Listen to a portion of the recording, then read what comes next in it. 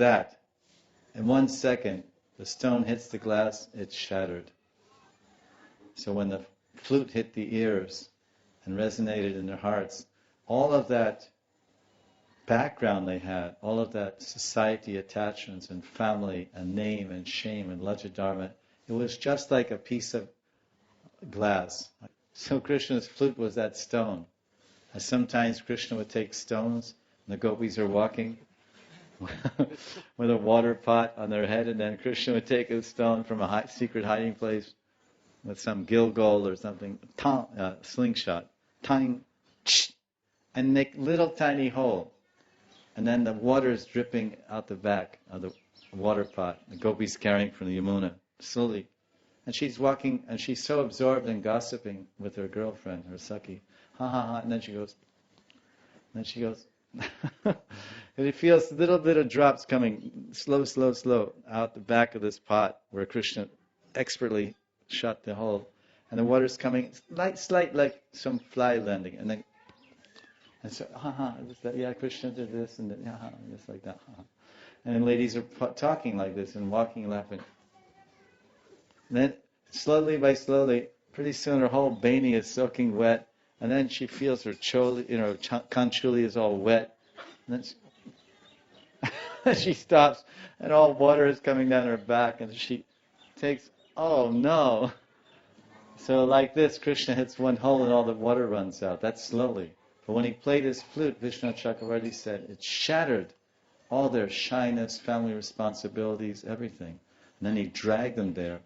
And then he has the audacity and boldness, because he's in Bhamya Bhav, to ask them this question, why they have come. And that's how he opens up this translation of verse 19. As the gopis cast sidelong glances at one another, it seems that sidelong glances are the main way of communicating in Brajadam. No one looks you in the eye. In the West, people say, I think you're lying. I think you're lying. Look me straight in the eye. We have terms like fishy eyes. Oh, he has fishy eyes. He won't look you straight in the eyes. Where were you the other day? Well, I was home. Are you sure you weren't in the marketplace when that murder was committed? No, I wasn't in the marketplace. There's shifty eyes, fishy eyes, like fish. So usually people try to pin someone down to the truth by saying, look me straight in the eyes. Man to man. Or whatever, lady to lady. But the gopis are looking at each other, Sakhi Kripa Kataksha, or let's say, they communicate. It seems that they only like to look at the Kataksha.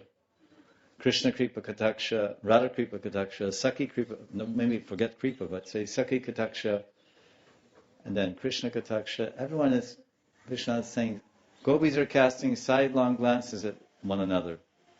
Why sidelong? Because they're basically looking at Krishna, they're standing in front of him, and they don't want to be disrespectful or inattentive in their japa. And when you chant japa, we're looking everywhere but at the japa. The eyes of our minds also have eyes, and they don't look at the meaning or the lilas or the form of Radha and Krishna when we're chanting. We look at the storage of our YouTube movies in here.